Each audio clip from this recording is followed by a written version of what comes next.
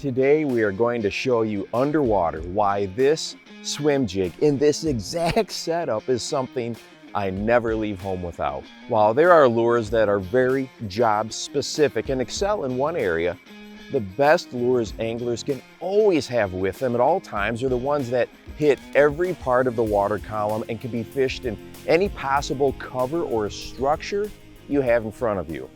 Conditions change constantly, and this lure can change with them and gauge the mood of the bass throughout the entire day. Well, first, let's talk about the water column. The swim jig excels, of course, at probing that middle part of the water column. That's easy to understand.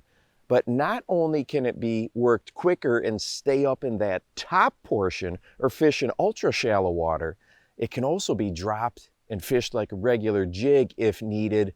And that is what I absolutely love about it. There are so many times when I will work a swim jig through some cover, maybe catch a fish or two, and then before I move on, I will let it drop and then drag it like a regular jig. If I catch more fish or I feel it's a better quality fish, well then at that point I can then switch to a more traditional flipping or dragging style of a jig head if I want to.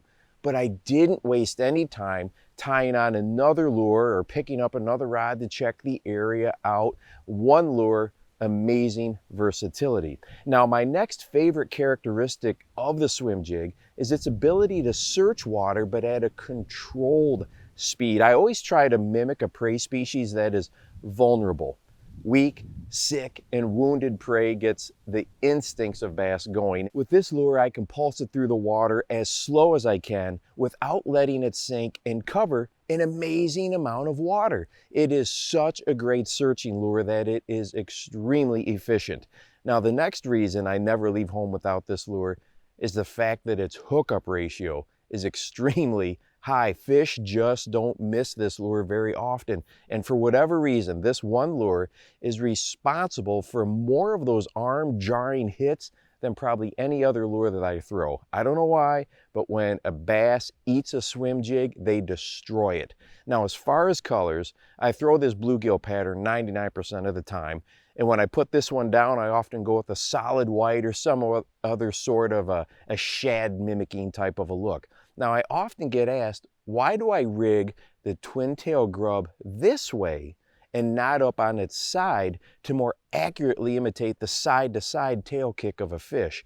Well, with the downward kick of the grub's tails, I feel I can work the lure slower without it sinking into the water column as fast. It has more resistance. I just have a lot of confidence rigging it this way. And hey, if you want to watch a video that shows underwater what the wind does and how it can affect what is going on, go ahead and check this video out right here, and make sure that you go out and encourage someone today. You never know how you might just change their life. For the Bass Fishing Life, I'm your host, Steve Rogers.